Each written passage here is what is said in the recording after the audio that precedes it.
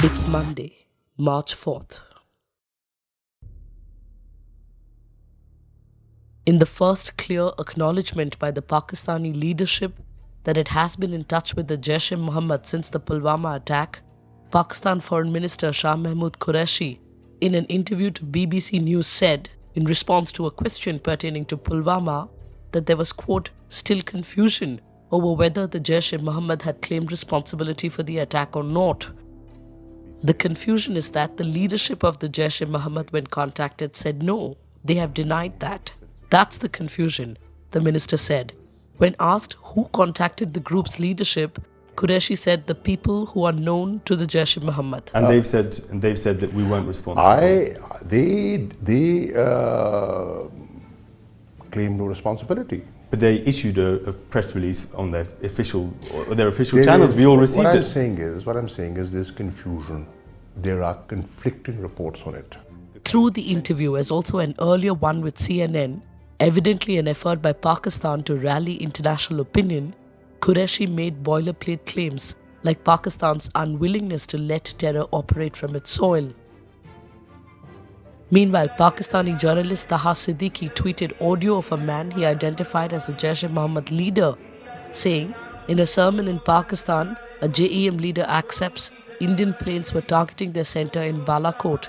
He criticizes the Prime Minister for releasing Indian Air Force pilot Abhinandan and calls for Pakistanis to join jihad in Indian-administered Kashmir. Citing this poster, the journalist said it appears the event happened in Peshawar on the 20th of February. Jaish-e-Mohammed, remember, is supposedly a terror outfit proscribed by Pakistan's Interior Ministry, yet it continues to openly propagate and radicalize. Later, the Hindustan Times said the voice has been verified by Indian security agencies as that of Maulana Amar, the brother of Jaish-e-Mohammed founder Masood Azhar. An unnamed senior Indian security agency official told the newspaper the address was a clear confirmation of the effectiveness of the airstrikes. The tone and tenor of the message also indicate that the strikes have hit the group hard, forcing a senior functionary to issue a message to the cadre. New Delhi has already shared a detailed dossier with Islamabad on Jaish-e-Mohammed's involvement in the Pulwama attack. Apart from the names of Jaish-e-Mohammed cadre involved in the planning and execution of the attack, the dossier reportedly contains transcripts and telephone intercepts of Jaish commander Kamran, who was later killed by security forces. Early Sunday evening, some news reports suggested Masood Azhar, the chief of terrorist group Jaish-e-Mohammed, died at an army hospital in Pakistan. Azhar, as has been widely reported, is believed to have been in a Pakistan army hospital for the last several months, being treated for a terminal illness. CNN News 18 quoted intelligence sources as saying Azhar died of liver cancer on the 2nd of March at a military hospital in Rawalpindi. There was no official confirmation of the developments at the time of publishing this report. Masood Azhar, remembered, is wanted for multiple terror strikes in India, including the Pulwama attack. Prime Minister Modi at the India Today conclave on Saturday said, many Indians feel if India had procured the Rafale jets on time, the results of recent developments would have been different or better. It is unclear if the Prime Minister was referring to the airstrikes carried out by the Indian Air Force in Balakot, Pakistan, or the dogfight between the Indian Air Force and the Pakistani Air Force along the line of control. साथियों, इन दिनों बहुत चर्चा चल रही है और एक स्वर उठ रहा है, राफेल की कमी आज देश ने महसूस की है।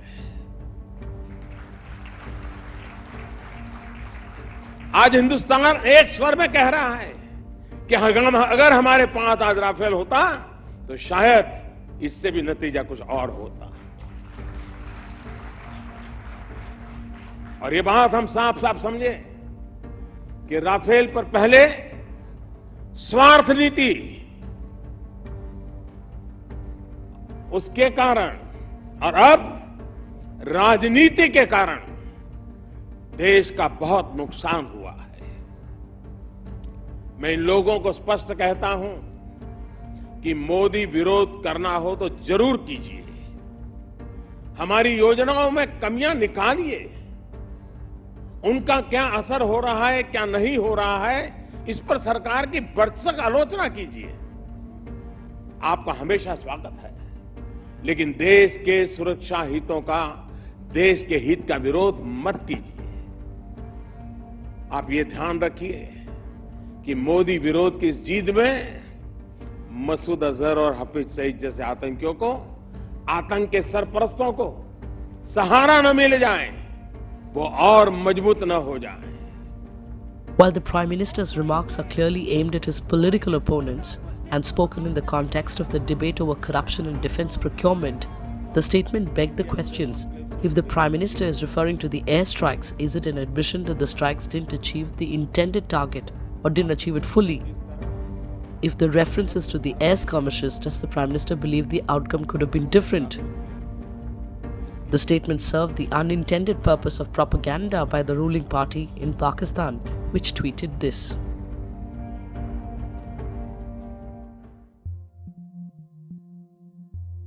The Aam Aadmi Party on Saturday announced candidates for 6 of the 7 seats in Delhi, ending speculation that a seat-sharing arrangement with the Congress for the upcoming Lok Sabha polls is being worked out.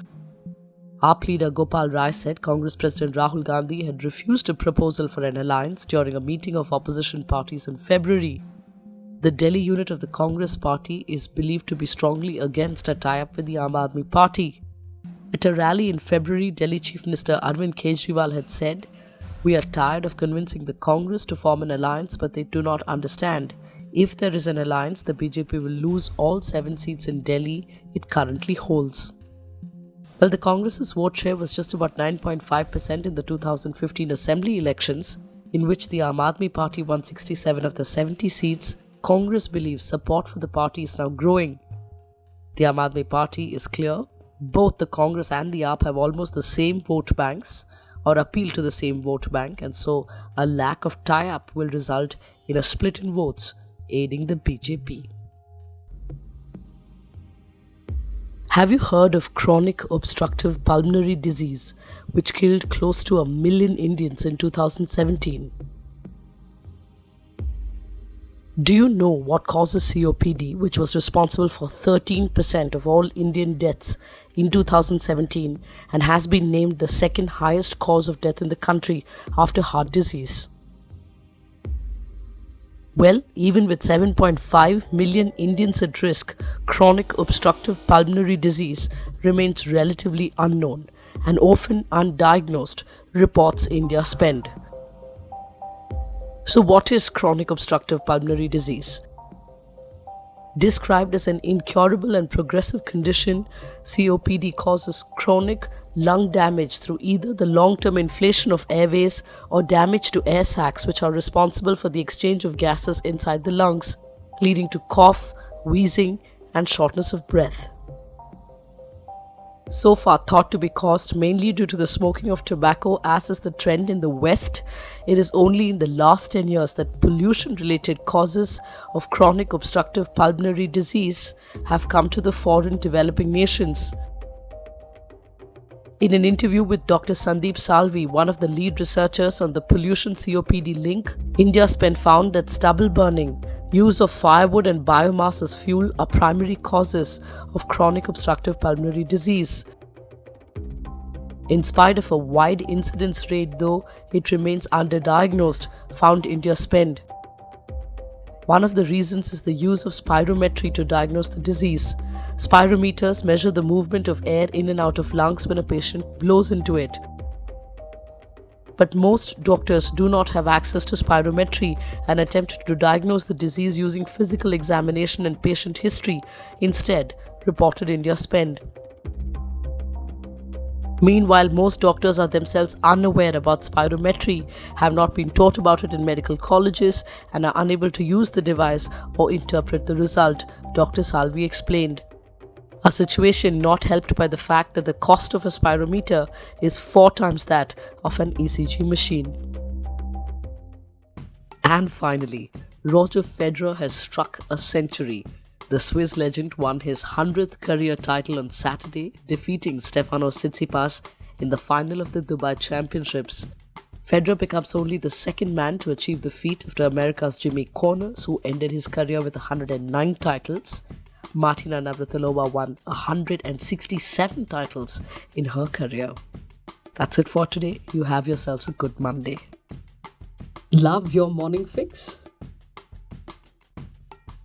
Help support our journalism. Subscribe to Scroll Plus using the link in the description.